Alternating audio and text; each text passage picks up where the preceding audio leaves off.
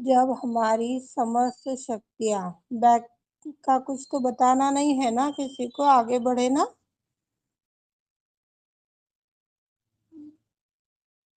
कल हाँ। की कोई चीज रिपीट करनी है, बताइए।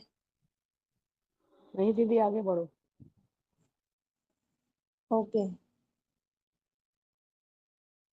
जब हमारी अंदर की सूक्ष्म शक्तियाँ, आप लोगों को बताई गई थी सूक्ष्म शक्तियाँ किस किस स्थान पर, किस कौन कौन सी देवता विराजित है, कौन कौन से गण कार्य कर रहे हैं।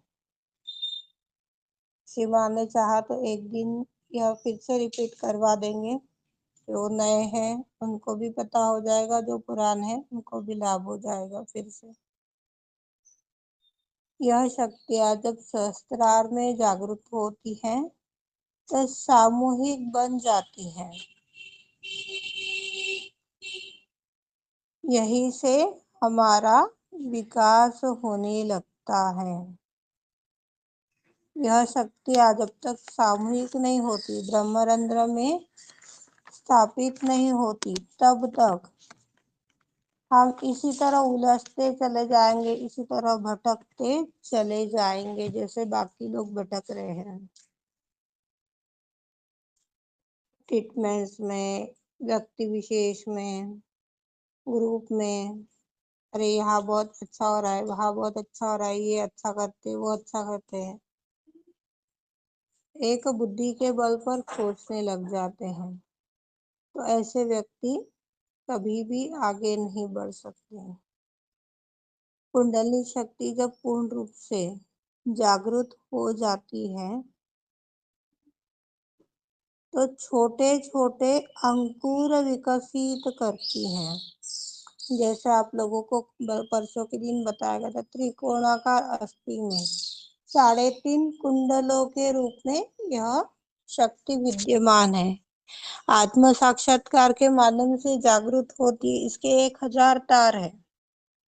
और जब यह पूर्ण रूप से सहस्त्रार में आती है तो इसकी 1000 कलियां जो है ये पूर्ण रूप से खुल जाती है। 3 नाड़ी पर के, 7 चक्र पर के देवी देवताओं के यदि हम मंत्र देखते हैं, हर एक के 108 मंत्र हैं। धन्वंतरी के, स्वास्थ्य लक्ष्मी के, संतान लक्ष्मी के, अष्ट लक्ष्मी के, धन लक्ष्मी के, गणेश के ही मंत्र है कितने, यानी सब कुल मिलाकर 1000 से ऊपर चले जाएंगे। ये सारी शक्तियां जब अपने अंदर विद्यमान हो जाएगी, जागृत हो जाएगी, तो ये सहस्त्रार में जो 1000 तार कुंडली के होते हैं, जो धागे 1000 होते हैं कुंडली के, वो खुल जाएंगे। जो सहस्त्र कमल दल बोला है, हजारों पंखुड़ियों से सजा हुआ कमल जो हमारे सहस्त्रार में, यह खुलने लग जाएगा, जागृत होने लग जाएगा। पर हम इस शक्ति को जानेंगे, शक्ति के आधार पर उस तरह के कार्य करेंगे, उस तरह का व्यवहार करेंगे, आचरण करेंगे, तब होगा। केवल ध्यान ही ध्यान करने से नहीं होगा। सुबह थोड़ा सा बस दीदी ने परीक्षण का बताया, सूक्ष्म देह में आके चले गए, थोड़ा वाणी सुन लिए, बैलेंसिंग कर लिए, तो इससे काम नहीं बनेगा। ये काम किया है, पर गहराई में उतरने के बाद, पर ब्रह्मा से ब्रह्म में लीन होने के बाद, हम ऑफिस जा रहे हैं, घर के काम कर रहे हैं, जो भी गतिविधि कर रहे हैं, जिस स्थान से जिस रूप से कर रहे हैं, तो उस गतिविधि के माध्यम से क्या हमारा अटेंशन वहां पर बना हुआ है? क्या वहां पर हम बने हुए हैं?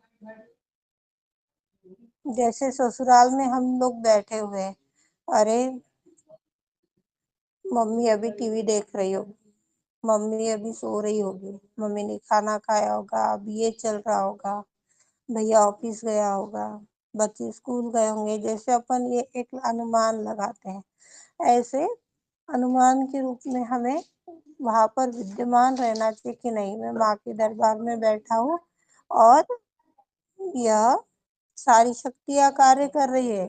मैं नहीं कर रहा हूँ। जब हम बोलते हैं मुझे भूख लग गई, मैं थक गया, मेरे को ये परेशानी है, अरे मेरे को कितना बैठना पड़ रहा है, मेरे को कितना करना पड़ता है, क्या बताऊं। तो आप अपने जीवा के माध्यम से खुद के ही पैर तुड़वाते चले जाते हैं। मैं कौन है? हमें यहाँ पर हर बार समझना है, बार बार ये चीज सभी को बताई जा रही। मैं कौन हूँ? मैं एक आत्मा हूँ। फिर आत्मा है तो उसको ये सारी चीजें थोड़ी करती है। वो तो तीसरे माले पर बैठी हुई है। तीसरा माला जो हमारे मांसपेशियों से बना हुआ शरीर है, जो सब देख पा रहे हैं। दूसरा माला जो हड्डियों से बना हुआ ढांचा है, जो डॉक्टर्स जान पा रहे हैं। और इसके अंदर का सूक्ष्म देह जो डॉक्टर भी नहीं देख पाते हैं, उस सूक्ष्म देह के अंदर हमारी आत्मा विराजी। वो कहाँ कुछ कर रही है, वो तो सिर्फ आनंद देख रही है, मजा देख रही है कि मेरा बालक क्या कर रहा है। बोलती कुछ नहीं है। जब तक आप उसके दरबार में नहीं जाओगे तब तक नहीं बोलेगी कि बेटा ऐसे मत कर। देखती है, वो कुंडलनी भी देखती है और आत्मा भी देखती है और नोट करते चली जाती है। चित्रगुप्त जी, यमदूत जी जैसे अपना सारा कोठा लिखते हैं ना, यह जो ये पृथ्वी लोक में इतने समय इतने सेकंड तक रहने वाला है, यह जो इतने समय में समाप्त होने वाला है, इतने समय में नवजीवन मिलने वाला है, ऐसा हमारी कुंडली हर एक गतिविधि को लिखती है और आत्मा उसका साक्षीदार रहता है।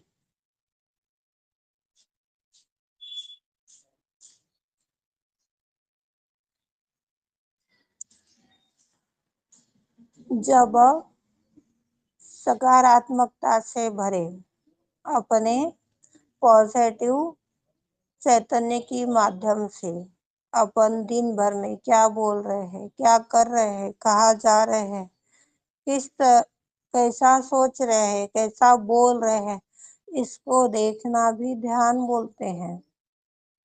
आज आपने अपने सूक्ष्म देह की सफर कर ली, बैलेंसिंग कर ली, वाणी सुन ली, पर ब्रह्म की सैर भी कर ली और चालाकी कर रहे हो, झूठ बोल रहे हो, गणों के विरोध में काम कर रहे हो, तो इसे भ्रष्ट योगी बोला गया है। हमें सत्य का साधक बनना है या भ्रष्ट योगी बनना है, इसकी विभागणी आज आप लोगों को करनी है।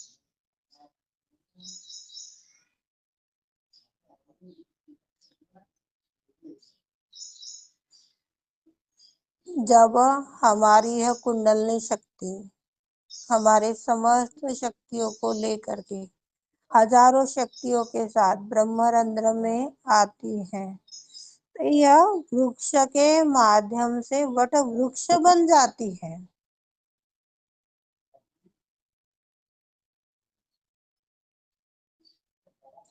जब ये वट वृक्ष हमारा बन जाएगा तो हम किस तरह से विकसित होंगे, दिन प्रतिदिन कैसे बढ़ेंगे, चमत्कार के ऊपर चमत्कार। सबकी आंखें फटी की फटी रह जाएगी, अरे ऐसा क्या हो गया, ऐसा क्या कर डाला इसने। सब देख करके हैरान रहने लग जाएंगे, क्योंकि परिवर्तन, जितने शत्रु हमारे अंदर बैठे हैं वो गिर पड़ेंगे। कौन से शत्रु है अपने अंदर, कौन बताएगा? जवाब दो। हाँ, शिव षड कुमार। हाँ, किरण दीदी। षड रिपु है हमारे, काम क्रोध लोभ मद। 11 तरह के षड रिपु है। काम सही जवाब दिया है आपने। काम, क्रोध, लोभ, मोह, माया, ईर्ष्या, वासना, अहंकार, प्रति अहंकार, लालच और चालाकी, ये 11 षड रिपु है अपने अंदर। दशहरा तो सभी मनाते हैं, पर दशहरे के समय क्या हुआ है हम सब जानते हैं, रावण दहन हुआ था। तो ये जो हमारे 11 षड रिपु हैं, यह कोई रावण से कम है क्या?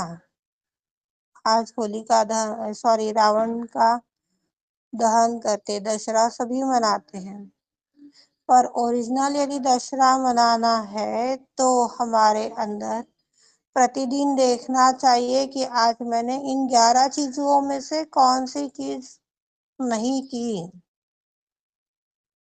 माँ को धन्यवाद दीजिए कि माँ आज मुझे क्रोध नहीं आया, पर माँ आज मुझे लालच आ गया, माँ आज मुझे अहंकार आ गया, क्षमा करो माँ, स्मृति रूपी आत्मा को अहंकार आ गया, लालच आ गया, पर माँ आपका धन्यवाद है कि आपने आज के दिन ये क्रोधासुर का विनाश किया।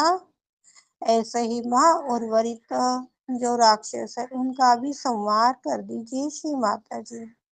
इस तरह से हमें निवेदन करते आने चाहिए, प्रार्थना करते आनी चाहिए। प्रार्थनाओं के में जो शक्ति है वो ट्रीटमेंट्स में नहीं है। प्रार्थनाओं के माध्यम से जो आनंद हम सब अनुभव कर पाते हैं, परमानेंट आनंद, वो किसी और में नहीं है। आप सभी ने अभी 2 दिन पहले देखा होगा, फिर अर्चना जी का ही उदाहरण दूंगी आपको। इनको कष्ट था, एक प्रार्थना की, क्या किया, 5 मिनट के अंदर इनका श्वास संतुलित हो गया। प्रार्थनाओं में यदि शक्ति नहीं रहती थी, ट्रीटमेंट्स में शक्ति रहती थी, तो क्या यह ठीक हो पाते थे? आप सभी अपना विवेक लगाइए।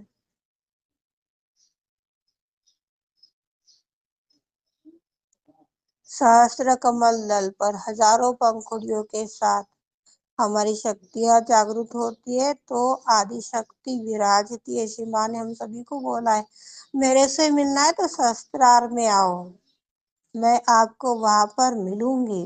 देखो हाथों के चैतन्य कितने बढ़ गए हैं। सहस्त्रार से नीचे हो तो मैं आपको नहीं मिलने वाली हूँ। मुझसे मिलना है, मुझसे एकरूपता पानी है, तो पहले सहस्त्र कमल दल पर आओ। सहस्त्र कमल दल कब उजागर होगा, कब खिलेगा, कब खुलेगा? प्रार्थना की, उस शक्ति का आह्वान किया और उन्हें वापर 7 दिन 8 प्रहर, ये एक नया ज्ञान अभी अभी श्री माँ ने प्रदान किया है जो बता रही हूँ। आज हम सभी ने राजेश्वरी के मंत्रों से आदिशक्ति कुंडली का आह्वान किया है।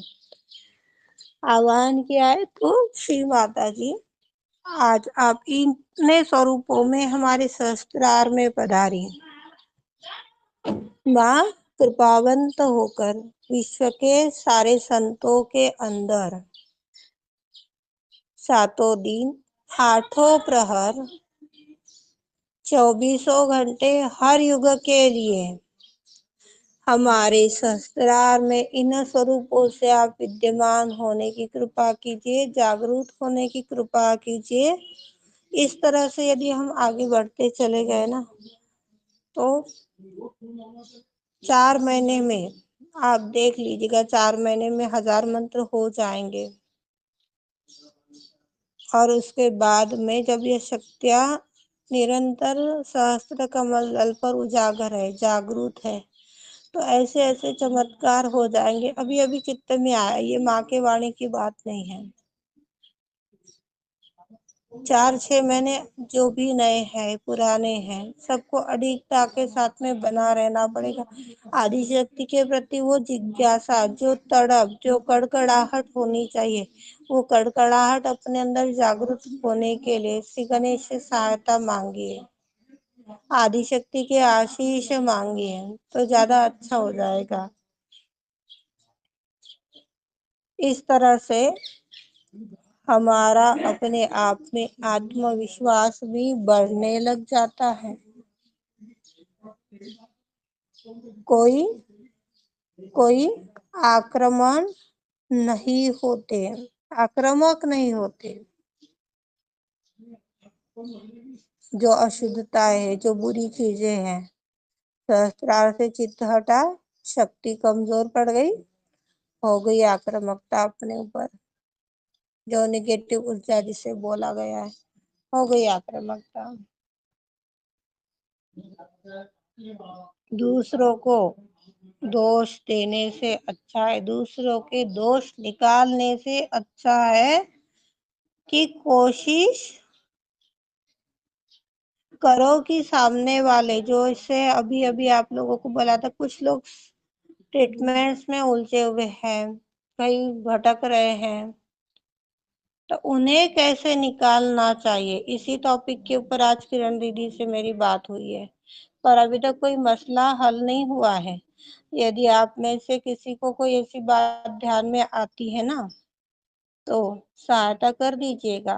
सवाल यह है कि सज्जनांची संगति लाभो, यानी सज्जनों के संगतों में हमें रहना है। सज्जन यानी भोला भाला, सीधा सरल, जिसके हृदय में किसी भी प्रकार की गंदगी नहीं है, एकमेक के प्रति चिंता है, एकमेक के प्रति भावना है, धारणा है, ऐसे लोग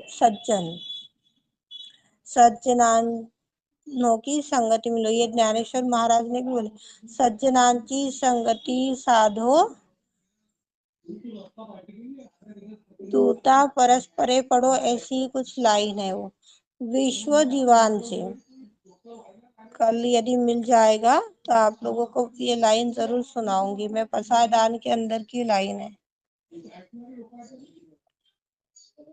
तो जब हम सज्जनों के संगति में रहते हैं तो 4 से 6, 6 से 8, 8 से 12 इस तरह से बढ़ता चला जाएगा। बढ़ने के बाद में सभी को मंथन करना है कि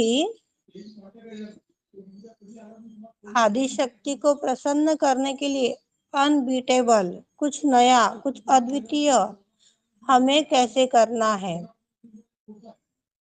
न्यूक्लियस ग्रुप कराने की वाणी जो है, यह 1 मिनट का ही वीडियो था जो मैंने ग्रुप पर आप लोगों को शेयर किया था। और राहुरी पूजा के अंदर श्री मां ने यह बताया है, कुछ अद्वितीय आपको करना है। जब तक आप अद्वितीय कुछ नहीं करोगे तब तक आप सहयोगी ही नहीं हो। अद्वितीय करने के लिए आज हम सब 4 स्थान से बैठे हुए 10 जगह से एकत्रित हुए हैं। तो ऐसा कौन सा रास्ता निकल सकता है कि जो लोग आज 4 दिन आ रहे हैं, फिर निकल जा रहे हैं, महीना भर आ रहे हैं, फिर कहीं और चले जा रहे हैं, ये कार्य भी ना हो। और आदिशक्ति के जो सपने का भार हम सबने उठाया है वह भी ठीक से फलीभूत हो जाए, उनका सपना साकार हो जाए। इससे जुड़ा हुआ यदि कोई भी ज्ञान आपके चित्त में आता है तो आप जरूर संवाद कीजिएगा, बहुत अच्छा हो जाएगा। सबको मिलके जब हम आगे बढ़ेंगे, सब मिलकर के प्रयास करेंगे कि सीमा आज आपने यह ज्ञान दिया है तो इसमें का भी आप दिखाइए कि हमें कैसे एक जगह पर स्थापित होना है, कैसे आपके सपने को साकार करना है, आप कैसा आप लोगों के बारे जिम्मेदारी पर उतरना है, इसके बारे में सभी को मंथन करना चाहिए, विचार करना चाहिए। क्योंकि हमें आदिशक्ति के साम्राज्य को स्थापित करना है। हम उस आदिशक्ति के चुने गए सितारे हैं, साधारण व्यक्ति नहीं है।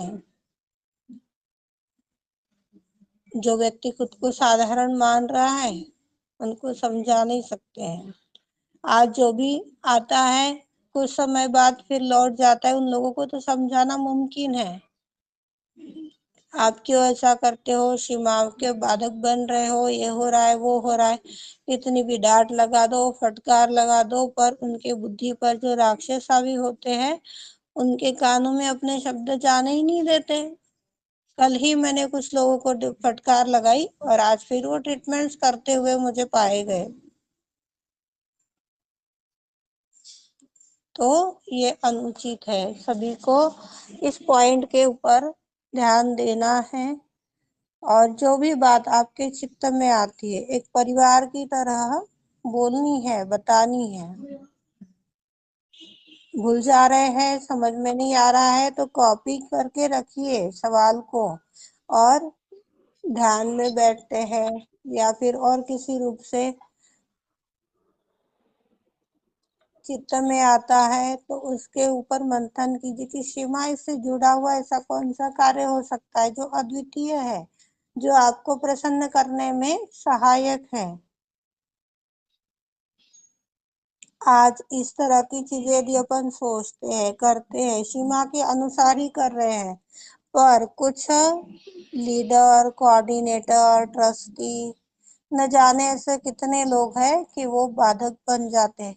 यह भटका रहा है, यह गलत बात बोल रहा है, यह सही बात बोल रहा है, यह अनुचित कर रहा है। तो यहाँ पर भी हम सभी को अपना विवेक इस्तेमाल करना कि सच में जो बातें यह बोली जा रही है, बताई जा रही है, सीमा के वाणी से ही बताई जा रही है, मन से तो कुछ नहीं बोला जा रहा है। और आत्मज्ञान के अनुभव काफी लोगों ने लिए हैं। अभी शिव भैया हो गए, संतोष भैया हो गए, ये आस्था जी, ये भले ही अभी नए हैं तो इन लोगों को पूर्वकालीन बातें नहीं पता होगी, पर बाकी सभी लोगों ने आत्मज्ञान का अनुभव लिया है। किरण दीदी, आप आत्म परीक्षण से जुड़ा हुआ जो आत्मज्ञान का अनुभव है जरा शेयर कर दीजिएगा सभी को। इसमें जैसे माता जी, इसमें सबको बताया था कि मूलाधार पे कैसे हमें कितनी क्या क्या क्वालिटी है और क्या क्या इसमें वो गुण है, ये सारा बताया था। फिर उसके ऊपर ये बोला गया था कि हमारे अंदर क्या है, हमारे अंदर कौन से इसमें गुण है और कौन से अवगुण है। तो ये देखना है स्वादिष्टान पे कौन से गुण है, नाभि पे कौन से गुण है और कौन से हमारे अंदर वो गुण नहीं है, तो उसका इंट्रोस्पेक्शन करना है। ये बताया था आत्म परीक्षण के ऊपर। ये तो आत्मज्ञान के रूप में आया था किरण दीदी, हम सभी ने यह चीज देखी थी। किसी वाणी में हमें यह पता नहीं चला था, किसी ने आकर के हमें नहीं बोला था, पर जब यह आत्म परीक्षण का कार्य शुरू हुआ है तो उस टाइम में और आज के टाइम में क्या बदलाव अनुभव कर पा रहे हो आप लोग?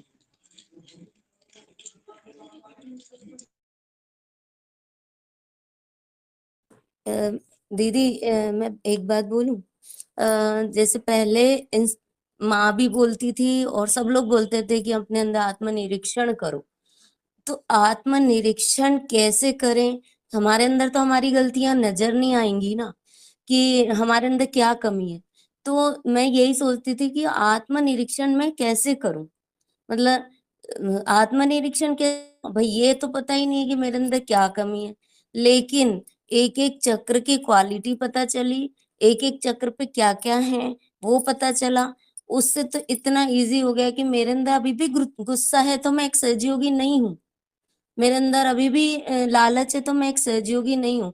इससे मतलब पता चलता है कि मेरे अंदर अभी भी इतनी कमियां हैं, तो मैं कैसे अच्छा सहयोगी बन पाऊं कि ये मेरे अंदर चला जाए। श्री माता जी से एक प्रार्थना करनी है कि माँ, अगर मेरे अंदर ये कमी है, गुस्सा है, तो माँ मेरे अंदर ये दोबारा ना आए, ऐसी व्यवस्था कर दो, ऐसी ऐसी स्थिति कर दो कि मेरे अंदर ये आए ना। तो ये प्रार्थना भी हमें तुरंत करनी है। आपने ऐसा कभी अनुभव किया है, प्रार्थना हुई और आपके अंदर वो परिवर्तन आ गया उस समय में? अ, गुस्सा अभी भी मेरे में है बहुत गुस्सा है, लेकिन मैं बस कंट्रोल कर रही हूँ और श्री माता जी से ही प्रार्थना कर रही हूँ कि माँ मेरे को बाकी और तो अभी जैसे लालच तो वो नहीं है, बाकी धीरे धीरे उस पे उन पॉइंट्स पे मैं देखती हूँ अपने को। और गुस्सा तो है, तो वो मैं माँ से प्रे कर रही हूँ, रोज कर रही हूँ कि माँ मुझे ये गुस्सा नहीं चाहिए, ये चिड़चिड़ापन क्यों है, किस वजह से है, ये मुझे बताइए, मार्गदर्शन दीजिए। अब यहाँ पर एक चीज, यदि आप प्रार्थना कर लिए हो, प्रार्थना यदि सही मायने में हो गई है, सभी यहाँ पर ये पॉइंट वाला विषय ध्यान में लीजिएगा। प्रार्थना करने के बावजूद भी यदि वो चीज अपने अंदर है,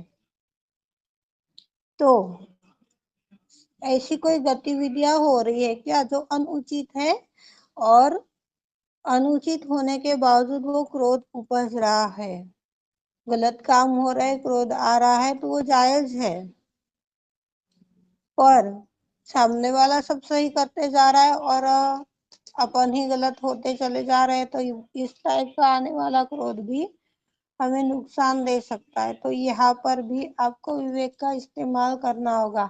आज मेरे साथ में ये ऑनलाइन चर्चा, ध्यान, प्रार्थना कुछ नहीं था, सब सेंटर चलते थे, उस टाइम का एक अनुभव है। मैं कोई भी वाणी सुनती थी तो शुरू में मेरी ये सिचुएशन थी कि मुझे वाणी सुनाई नहीं पड़ती थी, भूल जाती थी, कानों में घून घून घून घून घून घून आवाज आते रहती थी। अब वाणी तो सुननी है क्योंकि सबने बोला है ध्यान में वाणी लगानी चाहिए। समझ नहीं थी उस टाइम पर इतनी, पता भी नहीं था, सब जैसे करते थे देख देख कर करते थे। अब वाणी तो लगा देती थी, कभी नींद लग जाती थी, कभी घुन घुन आवाज आती थी, पर माँ का शब्द कानों में नहीं पड़ता था। फिर एक दिन सवाल किया गया, मैंने बोला गहराई कैसे पाई जाए।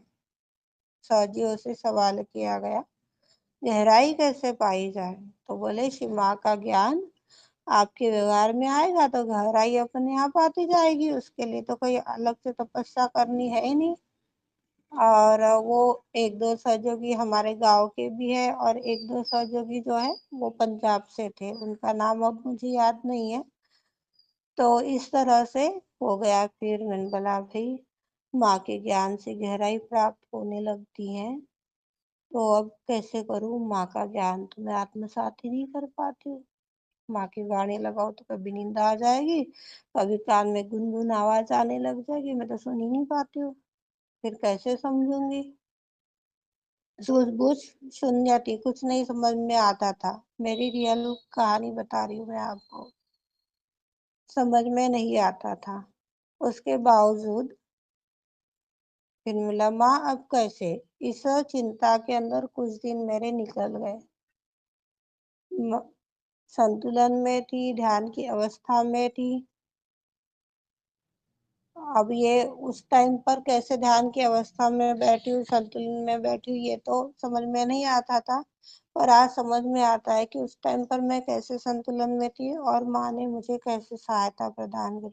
खट्ट से कुंडलनी आई, अरे आत्मा में प्रकाश डाला, अरे परेशान क्यों हो रही है, चिंता क्यों कर रही है, तुझे मेरी वाणी ही तो सुनाई नहीं पड़ती है, गुनगुनी आवाज आती है, नींद ही लग जाती है, कोई बात नहीं, तू एक बार मेरे से बोल कर तो देख ले। माँ आज आपने वाणी में कौन सा ज्ञान दिया, कौन सी बातें बताई, माँ मेरे तो कानों में भी नहीं पड़ी, आचरण में कहाँ से लाऊं। माँ जो भी ज्ञान दिया ना आपने वो मेरे आचरण में आ जाए, मेरी व्यवहार में आ जाए। ऐसा करते करते करते अपने आप मेरे कानों की क्लियरिंग हो गई और आज मैं पूर्ण रूप से वाणी सुन पाती हूँ, उसको अच्छा बुरा समझ पाती हूँ। जब तक वो वाणी चलती थी तो कुछ समय ऐसा रहा कि जब वाणी सुनने में आसानी होने लग गई तो एक ही वाणी बार बार बार बार कोई भी वाणी लगाती थी तो उस वाणी के अंदर सीमा एक ही बात बताते चली जाती। मैंने बोला भाई ये वाणी तो कल ही सुनी है, आज ये वाणी सुनने का मूड नहीं है, ये क्यों सुनूं मैं, कुछ नया देखूंगी। पक गए हैं मेरे कान, रोज के रोज वही वाणी वही वाणी, एक ही बात कानों में पड़ रही है। 1 साल बीता, 6 महीने बीते, फिर श्री माता जी ने ऐसे एक प्रकाश डाला कि आप उस वाणी को तब तक सुनिए, तब तक आत्मसात कीजिए जब तक कि मैं आपको वो चीज कुछ समझाना चाह रही हूँ आप समझ नहीं पा रही हो, उसको व्यवहार में नहीं ला पा रही। मैं बार बार इसी कारण से तुझे सुना रही हूँ। तो ये चीज मेरे साथ हुई है, जब वो चीज जो भी बात उस टाइम पर कौन सी बात सीमा ने समझाई वो तो याद नहीं है आज मुझे, पर वो चीज जब मेरे अंदर आने लग गई, वो वाणी में जो ज्ञान माँ ने दिया था वो ज्ञान मेरे व्यवहार में आने लगे। उसके बाद मैंने आज तक वो वाणी आत्मसात नहीं की, कौन सी वाणी सुनी थी, कौन सी लगाती थी, कौन सी चलवाती थी, वो भी याद नहीं है। अब तो सब ऊपर की भारी भारी वाणियां मिल जाती, सब बोलते हैं कि दीदी आपको कहाँ से मिल जाते हैं। ऐसे ऐसे पते लगा दिए है शिव माँ ने। तो कहने का मतलब है कि यदि आज हम प्रार्थना करने के बावजूद भी यदि वो अवगुण अपने अंदर आ रहा है तो उसको साक्षी भाव में हमें देखते आना चाहिए। उचित अनुचित यह भी समझना चाहिए। इसमें हर एक कार्य में विवेक, जो सीमा ने बार बार बताया, उस विवेक को अपने अंदर जागरूक होना चाहिए, समझना चाहिए सही गलत उचित अनुचित। तो अच्छा हो जाएगा। प्रार्थना कर रही हूँ, रोज प्रार्थना कर रही हूँ, ये मत कीजिएगा किरण दीदी। प्रार्थना हो चुकी है, संतुलन में आए, निर्विचारता में जाकर के यदि हमने प्रार्थना की है तो उसको भूल जाइए। जब हम भूल जाते हैं तो माँ के गण वहां पर कार्य करने लग जाएंगे। मुझे क्रोध आ रहा है, ठीक है, ये बाय चांस ऐसा घटना घटित भी हो गई, क्षमा कर देना माँ। आज क्रोधासुर नामक असुर जाग उठा था, क्षमा कर दो माँ, मैं तो आत्मा हूँ, क्षमा कर दो। इस तरह से क्षमा मांग करके वहां से साइड ले लो। ऐसे करते करते आप बड़े चले जाओगे ना, तो जल्द ही आपके इस कमी को आप विजय में परिवर्तित कर दोगे। देख लीजिएगा ये चीज। जी दीदी। पूर्ण रूप से हमें साक्षी बनना है, चाहे जो सिचुएशन आ जाए, पूर्ण रूप से साक्षी। जब साक्षी बन जाएंगे तो परेशानियां नहीं बचेगी। साक्षी भाव में नहीं है, उलझ रहे हैं तो परेशानियां बनी ही रहने वाली हैं। हमें वास्तविकता में आना है। जो वर्तमान है वो हमारा वास्तविक है। प्रेजेंट टाइम में हमें आना है। ना 2 घंटे आगे जाना है, ना 2 घंटे पीछे जाना है। यह भी हमें भूत भविष्य में उलझा देता है। प्रेजेंट टाइम, अभी जो सेकंड चल रहे हैं, जो पल्स गिर रहे हैं, उसी सेकंड में, उसी पल्स में बस बन जाओ। चित्त में आया, फॉलो कर जाओ। इतना ही आसान है। पर हम लोग अपनी बुद्धि का उपयोग कर लेते हैं, इससे सहयोग हो नहीं पाता है। श्री माँ ने बोला है सहयोग बहुत सीधा है, पर आप लोगों ने इसको कठिन कर दिया है। सहयोगों के अंदर आना बहुत आसान है, टिकना कठिन है। क्योंकि यह हमारी 11 षड्रिपु हो गए और 4 शारीरिक व्याधि, मानसिक परेशानी, आर्थिक समस्या, भौतिक बातें हमें आगे बढ़ने ही नहीं देती है। 11 और 4 ये 16, ये 16 चीजें, 16 नाम के असुर हमारे ऊपर बैठे हुए हैं। हमें किसी भी प्रथा का फॉलो नहीं करना है। वो कर रहा है, मुझे भी करना है, ये नहीं करना है। बस माँ आप देखिए कैसे इसमें से रास्ता निकल सकता है। इस तरह से हमें आगे बढ़ना है। उसी समय हमें प्रेजेंट टाइम का ज्ञान मिलेगा। जब इस तरह से अपन बन नहीं पा रहे हैं तो वर्तमान में रहते हुए भी असंतुलित रहेंगे। आज का दिन गुजर रहा है, आज के सेकंड चल रहे हैं, पल्स गिर रहे हैं, पर हमारा विचार गए हुए समय के लिए या आने वाले समय के लिए, इन दो नैयाओं पर अपन हरदम डगमगाते रहते हैं। तो कहाँ रही हमारी वास्तविकता, कहाँ रहा हमारा प्रेजेंट, क्या गलत है क्या सही है, इसे हमें सुधारते आना चाहिए। सीमा को सिर्फ एक शक्ति मांगिए, जैसा अभी अभी आप लोगों को बताया गया, अच्छाई और बुराई, आप इसको नोट करते चलिए। नोट करने के बाद में जो भी भाई बहन लिख रहे हैं उसको मैसेज के माध्यम से या कॉपी का फोटो, अच्छा हैंड राइटिंग होगा, सभी को समझ में आता होगा, ऐसी हैंड राइटिंग होगी तो कॉपी का फोटो भी डाल दोगे तो कल इन कमियों के ऊपर विजय प्राप्ति के लिए प्रार्थना। जब परब्रह्म का सैर हो जाएगा, आदि शक्ति के साम्राज्य में हम चले जाएंगे तो कर पाएंगे। वहां से ही यह कार्य करना है। जो स्वास्थ्य के लिए, अपने पारिवारिक समस्याओं के लिए, आर्थिक दिक्कतों के लिए, जो भी असंतुलन है, जो भी अपनी इच्छा है, उसको आशीर्वादित होने के लिए यही से हमें प्राप्त करना है। आज जब माया दीदी ध्यान करवा रहे थे, तो अभी तक हम लोगों ने यह अनुभव किया कि आदिशक्ति के चरणों में हमारी कुंडलनी फुदक रही है, खेल रही है, कूद रही है। आदिशक्ति को न जाने कितनी सुंदर सुंदर बातें बोल रही है। यह संवेदना के साथ आज हम एक रूप हुए थे। पर भाव ऐसे आ रहा था कि अपनी कुंडलनी को, अपनी आत्मा को माँ की आत्मा में रममाण होते हुए आज शिव माँ ने दर्शन दिए। थैंक यू शिव माता जी। यह दर्शन हमें देखने हैं, यह दर्शन में हमें लाभान्वित होना है। आदिशक्ति के हृदय में हमें स्थान पाना है और आदिशक्ति को अपने हृदय में स्थान देना है। तो अपने हृदय में आदिशक्ति कब पधारेगी? जब पूर्ण रूप से निर्मलता हमारे अंदर रहेगी। गंदगी में तो शिव माँ नहीं आएंगे। उसके लिए एक प्रार्थना बहुत सुंदर सूझी है। श्री माँ, आप विश्व के सारे संतों की हृदय में पधारिए। अपना हृदय स्वच्छ करने की इच्छा सारे संतों को प्रदान कीजिए। अपने हृदय को स्वच्छ करने का ज्ञान प्रदान कीजिए। उस ज्ञान में हम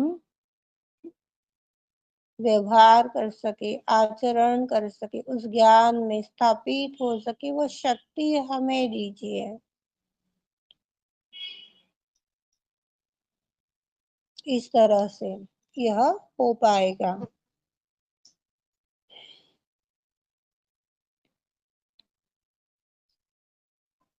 सही गलत यदि हमें समझ में आ रहा है तो सुधारना करने में भी आसानी हो जाएगी। इससे हमारा व्यक्तित्व निखरने लग जाएगा। आदि गुरु ने कहा है, जो दत्तात्रेय महाराज है, उन्होंने कहा है, पुनरुत्थान का समय आएगा तो आपके हाथ बोलेंगे। ईसा मसीह ने भी बोला है, आपके हाथ बोलेंगे जब आपके उत्थान का समय आएगा। हाथ बोलेंगे मतलब एनी टाइम इस हाथों से चैतन्य बहते रहेगा। जो ये चैतन्य हम कुछ पल अनुभव कर पा रहे, कुछ पल बाद फिर अनुभव नहीं हो रहा है, यह नहीं होने वाला है। 24 घंटे 7 दिन 8 प्रहर ये हाथ बोलते चले जाएंगे, चैतन्य बोलते चला जाएगा।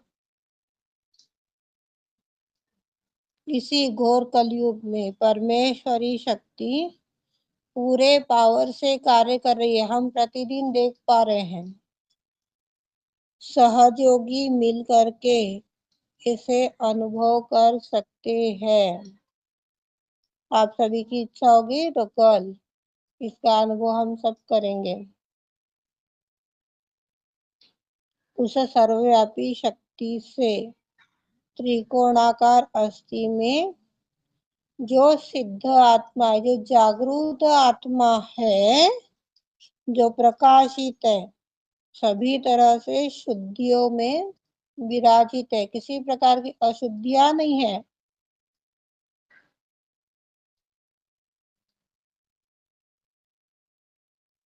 वह किस तरह से बढ़ रही है, किस तरह से कार्य कर रही है, यह देख पाएंगे। पर साक्षी भाव में पहले हमें आना अति आवश्यक है। सहयोग की तीसरी डेफिनेशन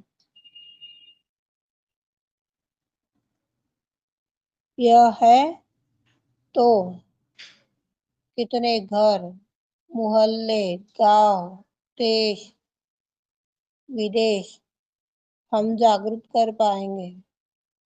जो आत्म साक्षात्कार की विधि बताइए। थैंक यू सीमा, ये आत्मज्ञान के रूप में आपने 8 दिन पहले ही प्रदान कर दी। थैंक यू श्री माता जी। अपने दिशा को विज्ञान में, मूल ज्ञान में हमें जाना है। मूल ज्ञान यानी अपने अंदर का स्वभाव, स्व का गुण आप इस तरह से यहाँ पर समझ पाओगे। आज मैं ग्राउंड फ्लोर पे मेरा घर है और 2 भाभियां जो है वो ऊपर सेकंड फ्लोर पर रहती है। आने जाने का रास्ता सभी का एक है,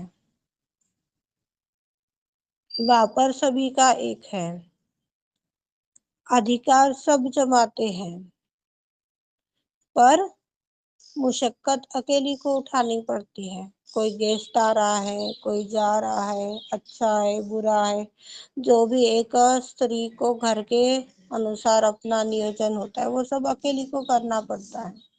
कभी कभी गुस्सा आ जाता है कि अरे कम से कम मेरा जब स्वास्थ्य ठीक नहीं होता है, आज का ही अनुभव है।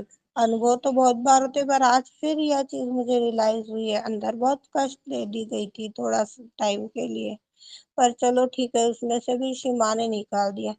अरे स्वास्थ्य ठीक नहीं है उतने टाइम में तो कम से कम आप लोग समझिए इस तरह का दुख। किसी को तो फलका डालने के लिए बोला नहीं था, किसी को बर्तन मांजने के लिए तो बोला नहीं था, पर क्या आप इतना भी नहीं समझ पाते? इतनी भी प्रेम करुणा नहीं है? आपका भी काम मैं करती हूँ, क्योंकि नीचे पसारा मेरे को अच्छा नहीं लगता है। नीचे कोई भी आ जाए तो नाम रखने वाले मुझे रखते हैं। आपको अच्छा लगो बुरा लगो जो भी लगो, करना तो मुझे ही पड़ रहा है। पर आप मुसीबत के समय में यदि मुझे इतना देख लेते हो, समझ लेते हो, कर लेते हो, तो जो परेशानी, जो दिक्कतों का सामना करना पड़ रहा है वो आनंद का सफर बन जाएगा। हर बार मैं ही क्यों करूँ? मुझे भी लगता है कभी कभी मैं ही क्यों हर बार आ जाऊँ। घर तो सबका है, परिवार सब अधिकार जमाते हैं टाइम आने पर, संभाली मैं अकेले क्यों करूं? तो इस तरह की चीजें अपने जीवन में होती हैं। आप लोगों को समझाने के लिए, बोलने के लिए, बताने के लिए इस तरह की चीजें मुझे बतानी पड़ती है। मेरी हार्दिक इच्छा नहीं होती है कि अपने घर की जो भी गतिविधियां अच्छी है बुरी है आप लोगों को सुनाऊं, बताऊं, बोलूं, पर आप लोगों को कोई बातें, अब मेरे पास में दूसरे तो उदाहरण है ही नहीं कि और दूसरों का कभी पता भी रहे। बोल भी तू तो किसी को अच्छा लगता है, किसी को अच्छा नहीं लगता है, कोई किस रूप में लेता है, तो उससे 10 हाथ दूर रहना मैं ज्यादा खुद में सेफ मानती हूँ। अच्छा लगता है कि भाई किसका पता नहीं कब इम्बैलेंस आ जाए और किसको कब कौन सी चीज अच्छी लगे, कितनी बुरी लगे। तो नहीं, यह जो प्रेम बना है यह जन्म जन्म के लिए ऐसा ही बरकरार रहे। इस बेस के चलते भी कुछ पता भी होता है किसी का तो नहीं बोल पाती हूँ, इच्छा नहीं करती है। तो यह जो मूल का ज्ञान है, मैं ही क्यों करूँ, मुझे ही क्यों लगे, आ गया ना मेरे अंदर का ज्ञान, आ गई ना भावना। जो इस तरह से हमें जानना है, अपने को खुद को पहचानना है, जिसका बोध हमें सिर्फ सजोग में ही होता है।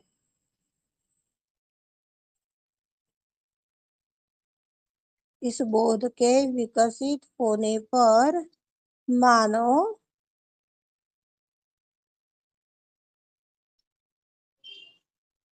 के अंदर परिवर्तन आता है, संयोजन बन जाता है, सामूहिक चीज बन जाती है। सामूहिक चीज के माध्यम से ऐसी कई चीजें हैं जिसका प्रबंध अपने आप हो जाता है।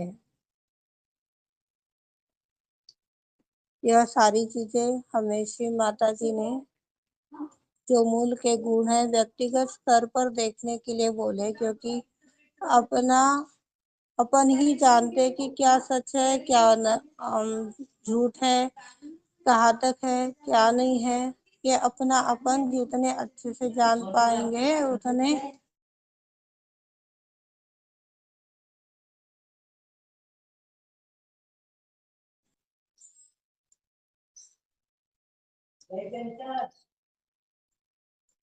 हमें व्यक्तिगत रूप से जानना है, पहचानना है, देखना है, दयालुता से, प्रेम भाव से कार्य करना है। कठोर नहीं बनना है। यदि कठोर बन करके कार्य कर रहे हैं, दबाव डाल करके कार्य कर रहे हैं या करवा रहे हैं, तो यह भी हमारे दुख का रीजन बन जाएगा। जागृति के बाद भी यदि हम पिछले चीजों को उलझे हैं तो बाई विशुद्धि पकड़ जाती है। जागृति मिल गई, उसके बाद भी भूतकाल के चीजों में हम उलझ रहे हैं, तो इससे हमारी जो विशुद्धि है, बाई यानी राइट आएगी ना। थोड़ा मैं कंफ्यूज होती हूँ दाएं बाएं में। प्रेम की शक्ति से आत्म साक्षात्कार हर मिल सकता है। इस प्रेम की शक्ति को हमें जानना है, विश्वास करना है, स्वयं से प्रेम करना है, किसी को दोष नहीं देना है, खास करके खुद को दोष नहीं देने हैं, ना ही दोष लगाने हैं। सभी को क्षमा करनी है और करवानी है। क्षमा नहीं कर रहे हैं या करवा नहीं पा रहे हैं, तो यह भी अपने आप में एक अज्ञानता साबित होगी। और आदि शक्ति सुसज्जित नहीं हो पाएगी। सुसज्जित होना यानी सजाना। आदिशक्ति के गुणों से हम सज नहीं पाएंगे, जिसे प्रदर्शनी बोला गया है अपने दैनंदिन भाषा में। अपने संपूर्ण दिन को हमें साफ करना है, माफ करना है, और जब अपने हृदय को साफ कर लेंगे, सभी को माफ करने की शक्ति हमारे अंदर आ जाएगी, तो सहस्त्रार खुलने लग जाएगा। आप हमारा विश्वास अपने ऊपर बनने लग जाएगा। किसी को किसी भी चीज के लिए दोष नहीं देने हैं, सिर्फ अनुभव करना है। जब तक धर्म में स्थापित नहीं होते, तब तक कर्मकांड में अटकते ही रह जाओगे। देवताओं के नाम पर चाहे कुछ भी करो, जागृति से पहले फर्क नहीं पड़ता है, पर जागृति होने के बाद, कुंडलनी जागृत होने के बाद हमें वास्तविकता में आना होगा। उसे वास्तविकता को सम्मानित करना होगा।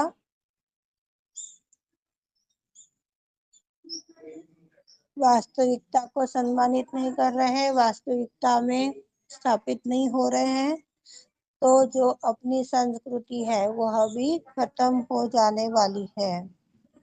स्त्री धन के पीछे लगना सबसे बड़ा दोष बताया है। महिलाओं के पीछे काफी रूप होते हैं जिसके पीछे लगते हैं, तो ये भी दोष तैयार कर देगा। असहाय महिला के लिए योजनाएं बनानी चाहिए। जैसे कि मान लो जिसके परिवार में कोई नहीं है, तो सब मिल करके उसका सहारा कैसे बनेंगे, उसको कैसे आश्रय दे पाएंगे, वो उसका उधर निर्वाह, उसका जीवन यापन कैसे हो पाएगा, इसके बारे में हमें सोचना चाहिए, करना चाहिए। कुंडली एक महिला है जो इस देश की शक्ति है, आदि शक्ति का प्रतिबिंब है, आदि शक्ति की उपासक है। जो महिलाओं के पास जो शक्तियां है वो आश्चर्यजनक है। एक महिला जो कर सकती है वो पुरुष नहीं कर सकते। यह विश्वास हमें होना चाहिए। इसके लिए रानी झांसी की रानी लक्ष्मीबाई, अहिल्याबाई होळकर का आप उदाहरण ले सकते हो। कठोर महात्मे भी अपने पत्नी से कितना प्रेम करते थे। और आत्म साक्षात्कार के बाद तो ये सारे चीजें हमें सीखने को मिलती है और सीखना भी चाहिए। इच्छा रखनी चाहिए, इच्छा रहेगी तो सीख पाओगे। और इच्छा ही नहीं है, सिर्फ किसी की आवाज बहुत अच्छी लग रही है, इस बेस पर यदि आप बैठ रहे हो तो वो भी कर्म कांड में चला जाएगा और जो प्रगति होनी चाहिए वो नहीं हो पाएगी। प्रेम की माध्यम से जीवन की सुंदरता को परिवर्तित करना है। सभी तरह का काम, क्रोध, लोभ, मोह, माया, बकवास की जितनी भी चीजें हैं, जितने भी षड रिपु है, इसे हमें त्यागते आना चाहिए, इसको धुतकारते आना चाहिए, इसको लाठी मार करते आनी चाहिए। साक्षात श्री आदिशक्ति माता जी, श्री निर्मला देवे नमो नमः।